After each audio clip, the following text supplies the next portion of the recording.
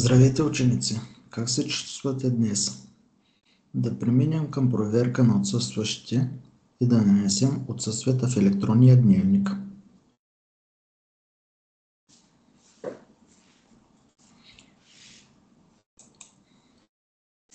След като знаем как компютъра обработва информация, следва да видим как ние можем да му дадем конкретни указания какво да направи с нея. В ежедневието си човек извършва дейности, които се изпълняват по предварително зададени правила и определена последователност. Например, избиране на телефонен номер, шофиране на автомобил и други.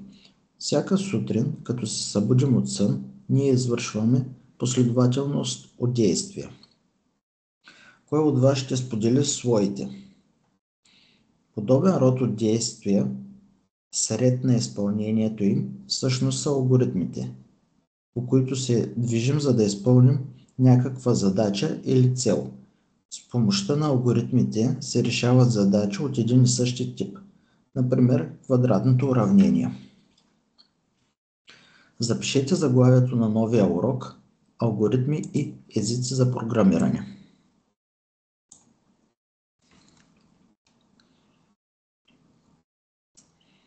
Да преминем към първа точка от нашия урок. Що е алгоритъм? Това е основно понятие за информатиката, което се свързва с името на математика Мохамед Муса Харизми. Той въвежда правила за извършване на операции в десетичната бройна система. Запишете определение за алгоритъм. Алгоритъмът е система от елементарни действия с зададен ред на изпълнението им, които водят до решаване на определен проблем. Елементарно действие. Това е действие, което не се нуждае от допълнителни указания, за да бъде извършено. Нека разгледаме следният пример. Баща и двамата му сина трябва да преминат през пълноводна река. Намерили са малка лодка, която може да превозват товар до 150 кг. Как да премине реката бащата и двамата му сина, ако бащата тежи 100 кг, а синовете му са по 50 кг? Чрез подобен род алгоритми ние можем да решим много сложни казуси и математически задачи. Алгоритмите имат определени свойства. Нека запишем втора точка от плана ни – свойства на алгоритмите. Да се запознаем с първото свойство. Дискретност. Всеки алгоритъм се състои от отделни стъпки, различни една от друга, извършени за крайно време. Друго свойство на алгоритмите е крайност. Всеки алгоритъм се извършва за ограничено време. Следващо свойство – детерминираност. Яснота за последователността на стъпките. Определеност. При едни и същи входни данни се получават едни и същи резултати. Масовост. Един алгоритъм дава решението на задача от един и същи тип. Резултатност. Алгоритъмът винаги трябва да дава резултат след краен брой стъпки. Следващо свойство – формалност. Винаги има предварително зададени указания, по които да мине изпълнението на алгоритъма. Имате ли въпроси? Нека преминем към трета точка – видове алгоритми. Както виждате от изображението пред вас, алгоритмите биват следните видове – линеен, разклонен и цикличен алгоритъм. Да преминем към подточка А – линеен алгоритъм. Линейните алгоритми са съставени от елементарни действия, последователно изпълнени Броят на стъпките от началото до края на алгоритъма е равен на броя на изпълнените действия.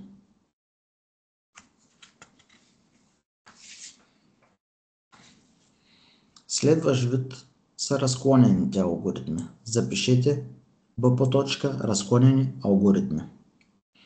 При тях има поне една команда, която в зависимост от определени стойности насочва изчислителния процес в една от две възможни посоки. Броят изпълнени действия може да бъде по-малък или равен от броят стъпки от началото до края. От всяко разклонение алгоритъмът трябва да достигне до края му. Друг вид алгоритми са цикличните. Запишете В циклични алгоритми. При тях едно или повече действия се повтарят. В някои цикли предварително се задават броя на повторенията. При други повторението продължава до изпълнението на някакво условие. Броят на действието е по-голям от броят на стъпките, защото някои стъпки се изпълняват повече от един път. След като се запознахме с основните типове алгоритми, да преминем и да видим какви начини за описване на алгоритмите съществуват. Запишете следващата точка от нашия план – начини за описване на алгоритмите. Един от начините е словесно чрез думи. Запишете словесно. Използват се думи и фрази от някой език. По този начин алгоритмите обаче не може да се дигитализират. Това е основен недостатък.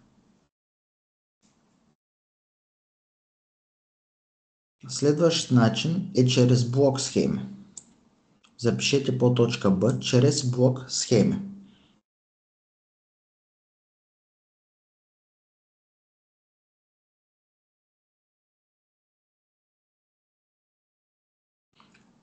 Използват се геометрични фигури за описване на основни типове инструкции. Предимствата са добра визуализация и са лесно разбираеми. Друг начин – чрез езици и програмиране. Запишете В от плана чрез езици за програмиране. Използват се фрази от естествения език, формални математически значения и оператори от езика за програмиране.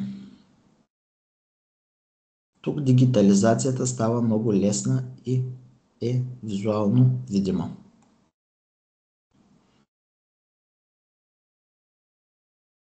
Запишете пета точка от нашия план – блок схеми и елементи на блок схемата. Пета точка.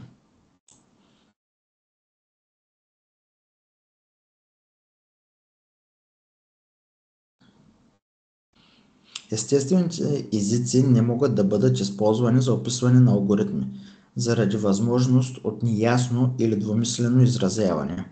Елементите на блок схемата са начало, вход, оператор, логическо условие, изход и край.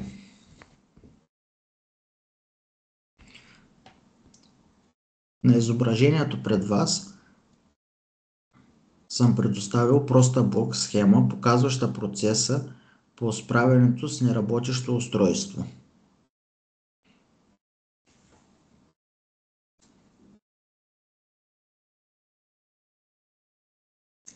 Да преминем към шеста точка от нашия урок – езици за програмиране.